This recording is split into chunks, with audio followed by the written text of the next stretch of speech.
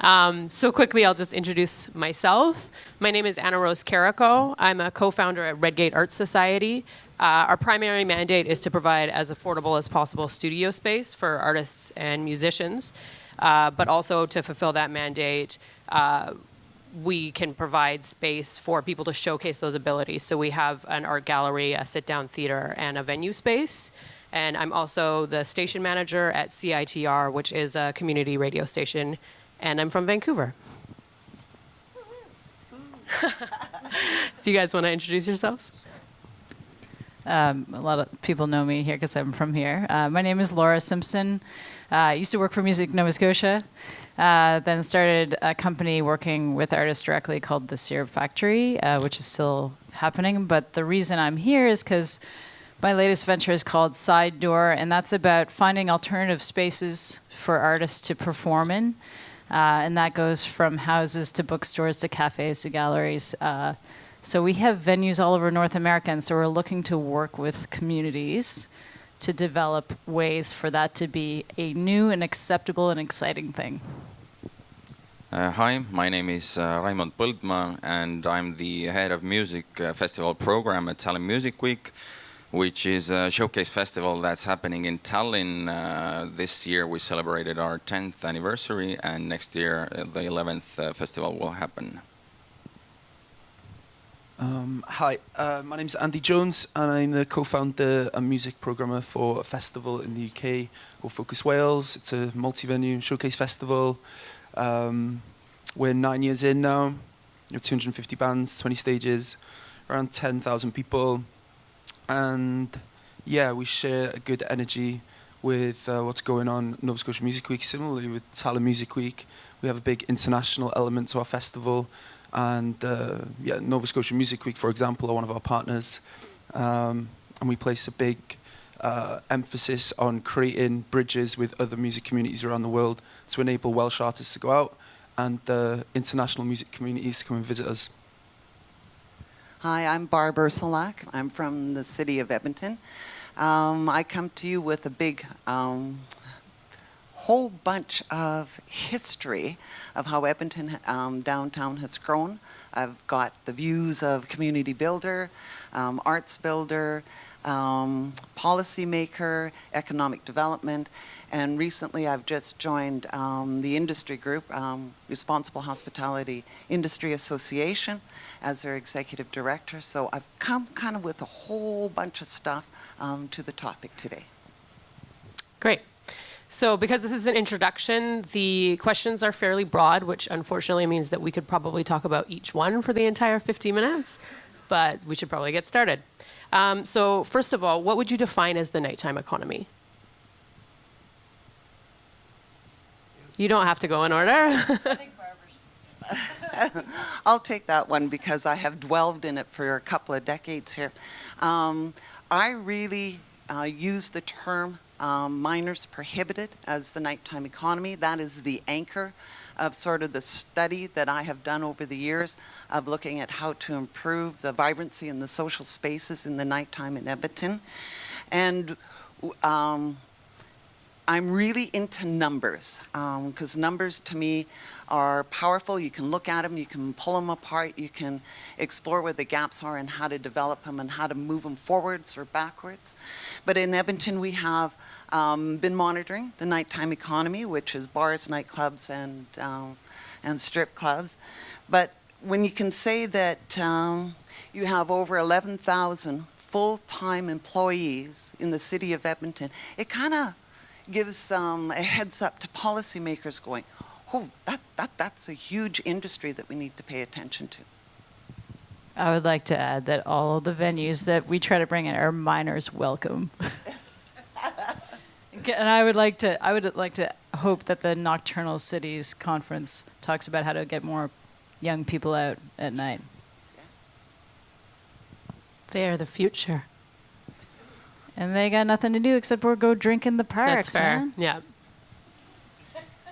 And that's the beauty of the nighttime economy, right? It's evolving and growing and developing. And when you start with measurements, it is like, why minors allowed at night? What are the reasons for them not being out after 9 o'clock? Or what do we have to do as policymakers, as government, as venues to have those activities happen? And that's where it gets really exciting about the nighttime economy, because it is evolving and changing so quickly.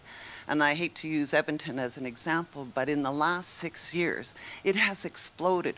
Our growth in the nighttime, with minors not allowed, is 62%. Like, it's just crazy numbers that we need to pay attention to, and we need to manage, and we need to support so that it can become social areas for everyone. I guess, yeah, my contribution to this is, a healthy nighttime economy is something that really complements what we're trying to do with our Showcase Festival. If I look at local government and how they've treated the nighttime economy within our county, it's kind of, bars, late night eateries, venues, they've kind of been treated like something like second-class citizens in the economy of the area. But through doing what we do, and there are other similar initiatives across the arts within North East Wales, people within local government and national government are starting to realise actually that there's value here, and we've neglected venues as an example that's close to my heart. And how do we tackle that? Because when we do our event, it's the only time of the year that all the hotels within the county are full. So there's, people understand that. That's like, they can get their head around those types of figures. So how do we support that? How do we shift our attitudes? And, the work that Sound Diplomacy are doing is having a big influence. Around the work that they've been doing across the UK more generally, it's starting to, it's just getting the conversation going. But, around the work that's happening right now in Cardiff, where you're developing you're doing a sort of an oversight of everything that's happening in Cardiff, looking towards a strategy for the city. Those ripples are turning into waves. So, yeah, it's something that's really important to us, but I feel like we're at the start of the journey in Wales. Yeah, well, Tallinn, we come from the Soviet Union, so like the Soviet system basically meant that people work during the day and they rest during the night, and everything that happens during the night is kind of like illicit and criminal, and that kind of mindset is now changing, and we as a festival are trying to put our efforts into helping the local government and the city government to make the change. Great. What are your ideas on how the nighttime economy could be best managed? I think the most important thing is to bring all parties to the table. The people who work for the city, also the infrastructure, employees like the fire department, the police, and the people whose interests are in the nighttime economy. And if everybody's at the table, then I think the best solutions can be made. Yeah, I'd add to that. I read a really interesting article recently about Sydney and how they really messed it up because they naturally do really well out of tourism, but the people establishing the policies for the city weren't truly engaged with the stakeholders, the people running the venues, and they introduced all kinds of crazy lockout laws and things that made it difficult for people to run venues, and as a result, they lost something like 40% of their venues, something insane like that. And it was a bit like piracy in music, it was far down the line that they realized, oh, we've really messed up here. And, it has had a huge impact just on how the place is perceived. But they think, well, we do well out of tourism anyway, and we've got the Opera House, and we have a few established government-led events. We're doing okay, but it does, it sort of marginalized the arts community and the creative community and pushes them to the fringes. And I think, a good city engages with it, and I think it's right what Raimond is saying, that it's important that everybody's at the table and that local government is listening to the people on the ground. I'm really excited to see the artists here, and that has been one of the stakeholders that has been really difficult to sit at the table because it's usually a morning meeting. with regulatory and with policymakers. But the biggest impact and the biggest gap in our policy is those that are performing, and to talk to them about rush hour and then loading and unloading and how to deal with their equipment in a busy downtown core. We need to hear more from everybody that is participating in the nighttime economy, and really seeing it growing like in Berlin, where it is museums and theater, and so that the night times for everyone that can be out. I think just before we got up here, Anna Rose brought up a really good point about the definitions that we all hold, and the whole idea of what happens at night is illicit activity. And I think before we decide how to manage a better nighttime economy, we have to actually agree on what is good and what is right. And if we don't actually see each other on equal playing ground, like if you go to a table and you're at a 9 a.m. meeting with city officials, and maybe you are like a little hurting because you're working at night, and maybe the meeting doesn't have to start at 9, and you recognize that it's not that artist's fault that they're tired, they're actually working, and let's put the meeting at noon. And not to, not to say, but I'm just saying, like, there's so many times when I feel like, okay, so we're the ones in the suits and we're the ones who are going to decide what's right. Well, let's give some respect and honor the traditions that have been happening, maybe behind closed doors and in the dark, but actually allow those people to have a voice on equal playing ground. So I noticed one thing that you pretty much all expressed was the idea of everyone being at the table. So who would you define as the key stakeholders in this? I'll jump in. So it's really important to have the regulatory people at the table. So that's your fire, your liquor control, your police, and your bylaw for noise complaints and with garbage. Having them at the table with venue, with stakeholders like residents and with artists. We have a lot of people who are representing a variety of artists. Having everybody around the table to build outcomes together has everybody being participants in supporting the nighttime economy. We have really built out over the last 15 years a strategy that everybody is participating in. So we're quite fortunate that we have a lot of dialogue, lots of meetings, but it is getting everybody on the same page.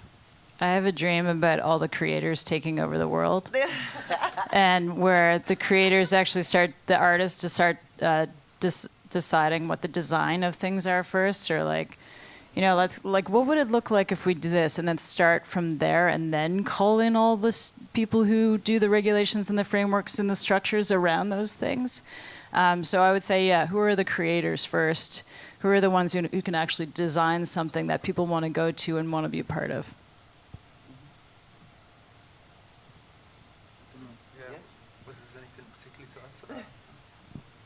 That's fair. So everybody is a stakeholder. That makes sense to me. How would they best work together in an ideal world? Which I feel like you've partially answered. I think they should get a bag of marshmallows and throw them at each other really hard first, just to get the frustrations and anger out, and then go. Maybe some padded bats. Yeah, like the jousting.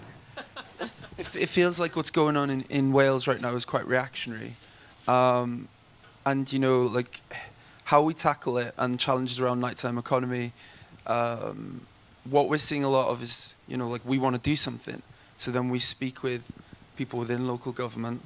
And if we want to do a controlled site event, let's say, then we meet with the safety advisory group, the fire department and the policing and the ambulance crew. And we talk about the challenges around this event. And it's all, okay, we have, we want to do this thing and it'll prop up some challenges because there's no established way of doing things. So it's so reactionary. I feel like it would be a really healthy, I'm trying to think of a way of framing it, but it sounds like what's going on in Edmonton should be the way that people tackle it, really. Whereas the stakeholders should be getting together regularly to establish this strategy. What type of city do we want to live in? What type of place? How do we want to be perceived? And then establish your policy from that point. And then everything feeds into that. I mean, from my perspective, putting on events, it would be a lot easier. Whereas right now, it's so important that myself as an individual has like really good relationship with everybody within our local council, and key people within Welsh government. And I think if I was just new to the game, it would be really tough to establish all those relationships, and you'd probably feel like outside of the bubble, and it's an impossible thing to get inside of.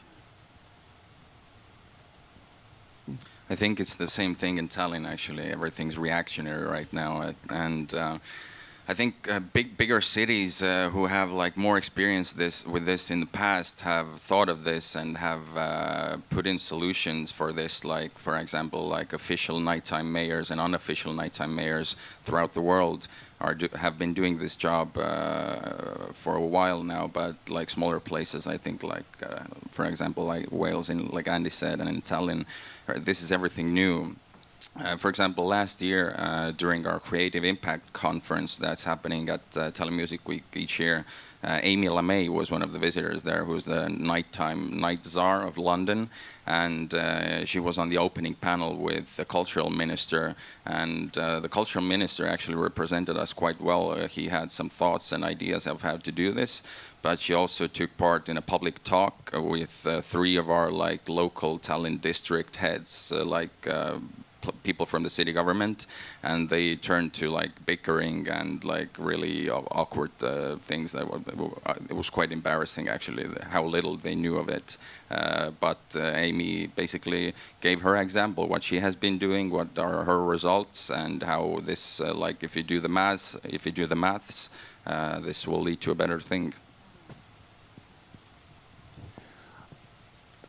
There needs to be a way of educating everyone in an urban setting, because there is so much change happening so quickly and rapidly that the natural reaction for policymakers and regulatory is to go, nope, we aren't doing that.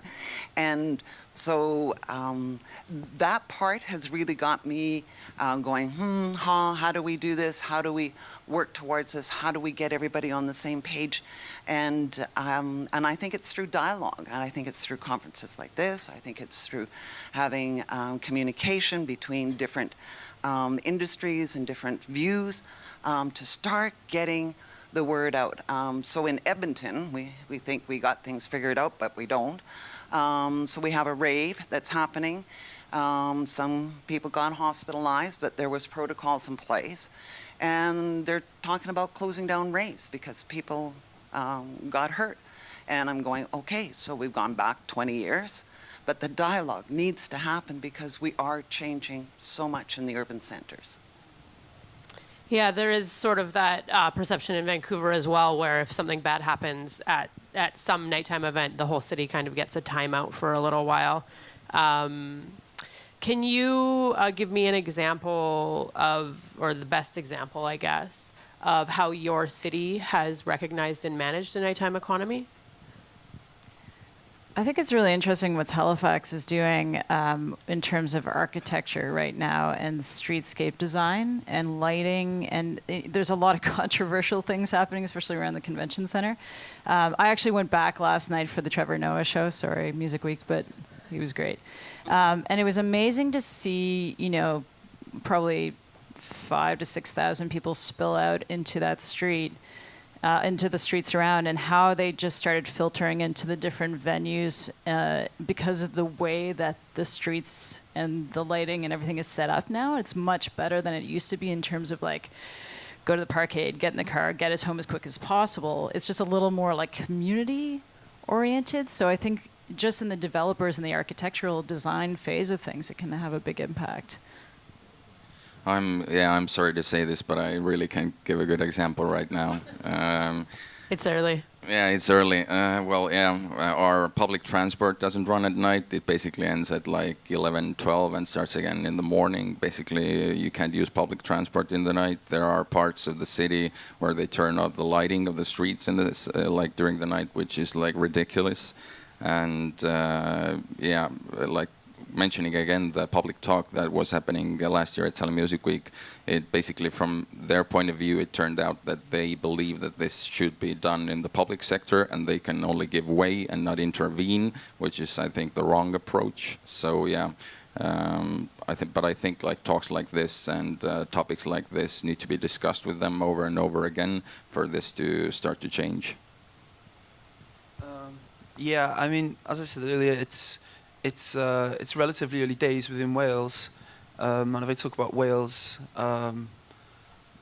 you know, we're a nation of over 3 million people, so it's like what the wider area of Toronto, so we're basically a city compared to a lot of other destinations that host showcase festivals, and within Wales we only started supporting new music in terms of arts funding in 2011, I think it was. So much is early days now, and I think the type of tourism that you know, within the national tourism department, what they have in mind to sell to the world is that we're a beautiful landscape full of castles, and it's about food and coastal destinations. It's not about the dangerous nighttime economy, as I think has been the attitude. But one like healthy sign of improvement is that they've engaged with us with what we're doing, because you know we've come along with this new concept, basically. So I think that's definitely a healthy sign that they're willing to work with us, both through just you know the engagement, financial investment, marketing support. Yeah, there's been a lot of healthy signs. But you know, we still don't have a music strategy, sound diplomacy, hopefully getting involved there. But certainly that doesn't happen at a local level, where we host our event in Wrexham. It's all new rules that we're establishing. But you know, a lot more can be done. And certainly, you know, we have the same issues around transport late at night and things like this. But yeah, we're at the start of the journey. When we started Responsible Hospitality Edmonton, Jim Peters came out and helped us from Responsible Hospitality Institute and really set a framework of how we could measure the pebbles in the beginning. You're moving little pebbles and moving things forward. But those measurements really can tell a story of change and areas of support. And yes, it drives me crazy, some of the things that we decide. But at least we're moving forward. So we tackled nighttime transportation. Thank God for Uber. It wasn't a policy, but we do have nighttime transportation, public transportation. We tackled the perception of safety, which really gives you an indication of your operations of the street outside the venues and how it's operating. So we can tell the story about moving that forward. So that's the exciting part of having a strategy with really strong measurements, because numbers are universal. You can pull them apart and you can dissect them and have a look at how they were created. But numbers really helped us with the definitions, and that's the exciting part. So this is sort of the other side of the coin, which is, and some of you have already partially answered this. What do you feel are the biggest challenges facing the nighttime economy? And this can be in your city or just in general. I want to bring it back to the all-inclusiveness of, or the lack of inclusiveness for the nighttime economy. It has been, and it was interesting to hear you mention strip clubs in your lineup of what's happening at night. You know, there is this concept of the nighttime life being just for, you know, over 19, certain age group, drinking. Things are changing so much with that, and I think people are recognizing that. You know, I remember the first time that I brought like my baby in a carrier to a bar because I just got out of the house for the first time in 3 months, and I was like, oh, I'm so glad to be here. Yeah, we're gonna have a beer, and then we got kicked out like 15 minutes later because of the liquor laws. I was like, my baby's not gonna drink. It's crazy, you know. Like, and I think every young family has faced this realization that, oh, the nighttime economy is only built for a certain age group and a certain mobility group and a certain kind of style of person, and that limits the numbers that you can produce. So that, for me, is like the biggest challenge, is how do you make it more inclusive, more safe, more welcoming to people for them to be out, because it doesn't mean it's bad if it's after dark. Yeah, I think for me, like what it seems the two biggest challenges is getting rid of the misconception that nighttime economy is just partying, which it is not, and getting people to work on every level, and for them to realize that like improving this and handling this will be beneficial on every level. Yeah, I share the same view. You know, with a lack of a strategy, certainly from my perspective, looking at music and putting on large-scale events that go late into the night, I think, you know, we've taken the responsibility to engage with local government and national government, and because there isn't a clear sort of map of how they can support us, we've had to, and like we didn't get into this, to start thinking about what does the culture minister want to achieve, you know, what did he get voted in on, and you know, similarly, what are the objectives of the Minister for the Economy, and you know, what's his remit? Can we have a conversation about how we can help them hit some of their targets? You know, we from like year one, like we started our event pure labour of love, and it was year two, the Arts Council come to us and said, look, if you keep doing this without a logo on it, you're going to embarrass us. So like, how can we support you to grow? And then year three, the government came to us and said, can we help you to grow too? So as I say, it's been very reactionary, but you know, we've taken that responsibility to just meet with those people. So I think it works on both sides. You know, it's not about those within the creative sector just waiting for the government to solve it. And I feel like we're steering the ship in the right direction now through being, you know, positively engaged with government. I think it's quite important that we take that responsibility on. The biggest challenge that I see, and this is coming from Barb Ursuliak, who knows nothing, but the urbanization that's happening in Edmonton and Calgary, in the Alberta area, we really need to look at creating safe public spaces as a group. And yes, we need to have, with RIA, with the bars, we need them at the table, but we need other stakeholders to really talk about public spaces, where they are, who owns them, and how can it be for all. We have more families in the downtown core than ever before. We have a very diverse community of all walks of life, of all faiths, and a lot of them don't go to bars. And we really need to pay attention to make it inclusive and everybody there. So that is a big challenge. To me, what we've been doing is just, I used to think it was a big rock going down the road, that we were actually making some changes. And now looking ahead, it's just a pebble. And there's so much more work that needs to be done.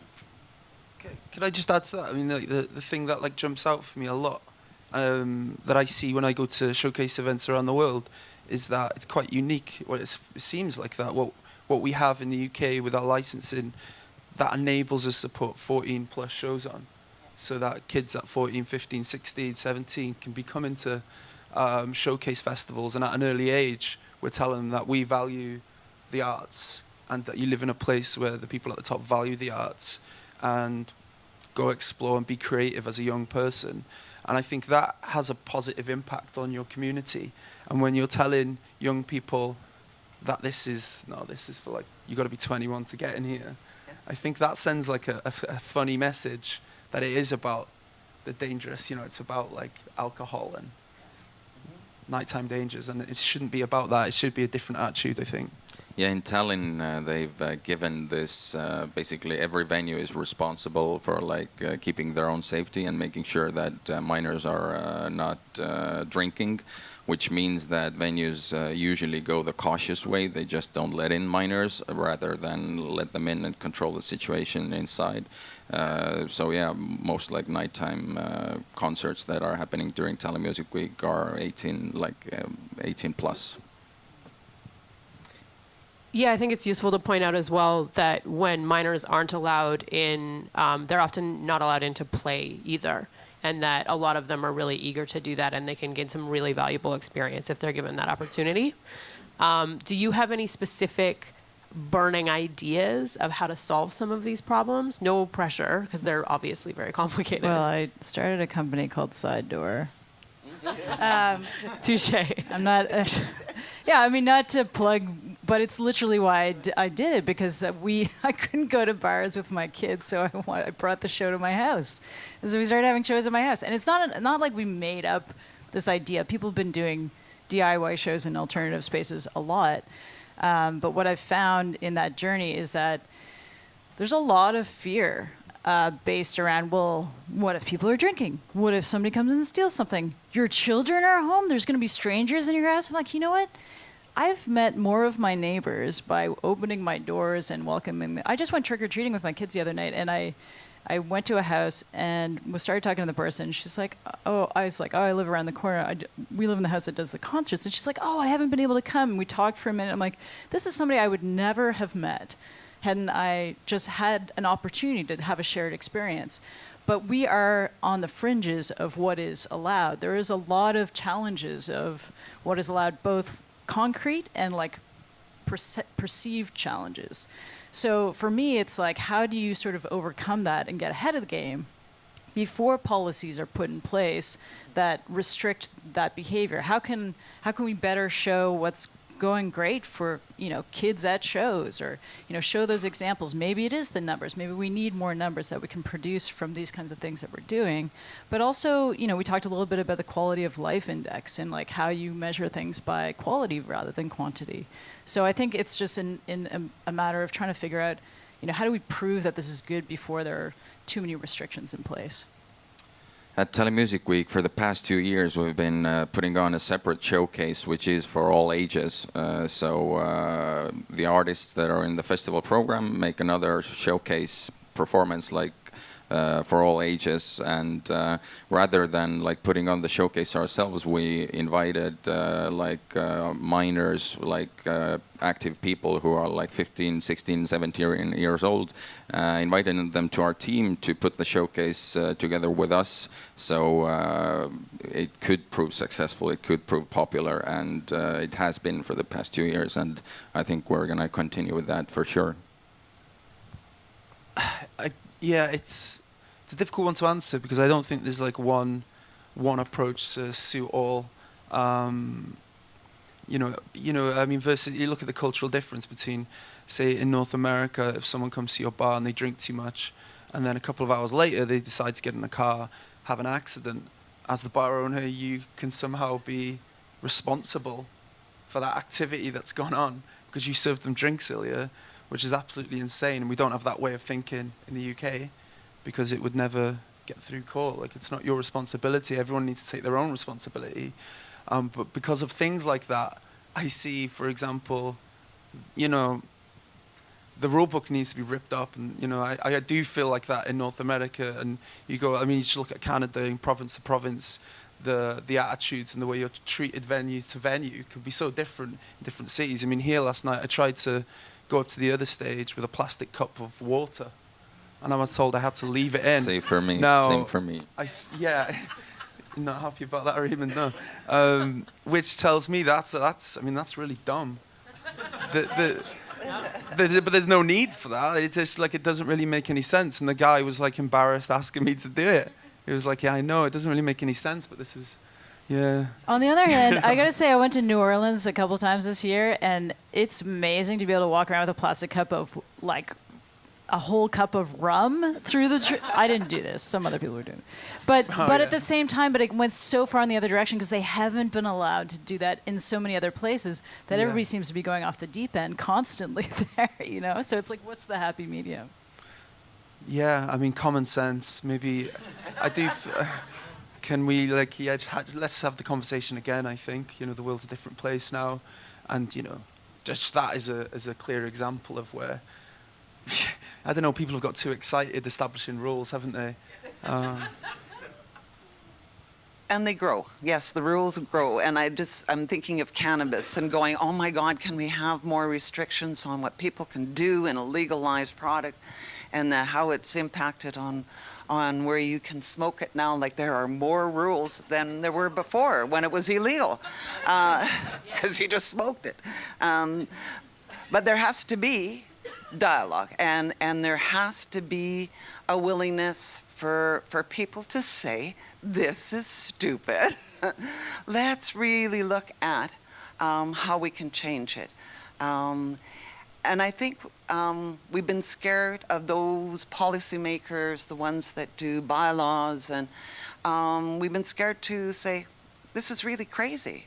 Let's really tear this apart and see, does it need to be so cut and dried? But that comes through, again, dialogue, stakeholders supporting each other, giving each other's strength to speak the truth. And a lot of people have been fighting on their own. I got to add to that, because we were talking about like the being at the table and having those conversations and making the relationships, and I think that's good. But I had this experience with the Halifax City Council. They put together an arts and culture committee to consult, to try to form those relationships. And what ended up happening is we went back in the history of the council and their engagement with cultural groups and found evidence and written like mandates and mission statements and studies and things that they had been presented over and over and committed to do and follow through with that they just hadn't done because they formed the committees. People say that the same things, and all I did was I just brought all the research. I'm like, you've done the work already. I'm just here to tell you to fucking do it, you know? And so that's for me, it's like, how do you get to that final push of like, we are here, we have said the things, we've presented the numbers, we've done the things. Now you just have to actually, the people in power have to step up. And it's been really great to have other people who are like culturally driven, like Wayne Mason, other people that we love in council to do those things. But it's like, how do you get to that final step? We have a big blame culture in like in the UK within your local government level. Let's say everyone is so scared to make big changes, and it's not for me to say that this probably exists everywhere else, but these are that's sometimes a wall that we hit with people, that the fear of trying something new, because people working within even local government level, and the people tasked with working with the arts community and on events are scared that, well, if something backfires, it's like they don't have the freedom or the support to try new things, or to establish new rules. And that is a top-down. That's an issue, I think, that needs to be challenged. And how we do that is a big question. Music strategies Absolutely. are a good start, I think. Yeah. So we have a few minutes for questions or comments, if anyone has them, and then we can have final thoughts if not. Anyone? Oh, right there. Hi, first and foremost, thank you all so much for coming to talk to us. It just it gives us so much to work with on such a complicated issue. I was at a roundtable discussion for Emerge, which focuses on all ages music and how to incorporate the arts, like the underage individuals, into an arts scene. I'm wondering if you have any perspectives on how alcohol companies and bars and those alcohol sales like drive that nightlife, and any ways that we can kind of swerve around that, because it's really, really hard to make money off of just the music by itself. So very often those partnerships happen with alcohol companies, and they become necessary, but at the same time it really alienates those kids, and you want to get people started being artistic when they're young. The best way to do that is to get them involved and immersed in their scene, which is near impossible when they can't get into the actual venues. So if you could speak on that, that'd be great. I just want to offer one anecdote directly to that. I met one of the VPs of Olin Breweries at an event, a business event actually, and he was putting on an event in his own at the Keith's Brewery, and they had to get a tasting license in their own brewery to manage the party. And so everybody's like, why are we at a brewery and having teeny tiny little glasses? This is ridiculous. And so we were talking about the insanity of the liquor laws. And it's the same complaints as the music industry. They want the same things. And so my thing was like, why don't all the liquor companies get together with the creative industries and fight the liquor laws? Because they want fair, and they want everybody to be able to come to a pub like they do in the UK and that sort of thing too. There's a real power in that. They could be an absolute alliance if you actually bring them into the table, not necessarily because you want every event to have liquor, but they have a lot of power. So how do we actually partner with them to sort of break down some of the old laws? Anyone else? Okay, great. Do you guys have any final thoughts to share? You don't have to. Full disclosure, this is the first time I've moderated a panel, so it was very difficult for me to not say things because I have a lot of opinions on this stuff. Okay, so one thing that I think is... I have the microphone now. I think that we've often seen art and culture as sort of the icing on the cake after we've taken care of the basics of survival, basically. And that I think that art and culture is what actually makes life worth living for a lot of people. And so we have to be able to count that in the fundamentals of survival. And I think this is a really great first step. I love you. Alas, my heart belongs to another. Yeah, thank you so much for coming. Obviously, we're going to dive a lot deeper into a lot of these topics throughout the day. Yeah, have a great morning.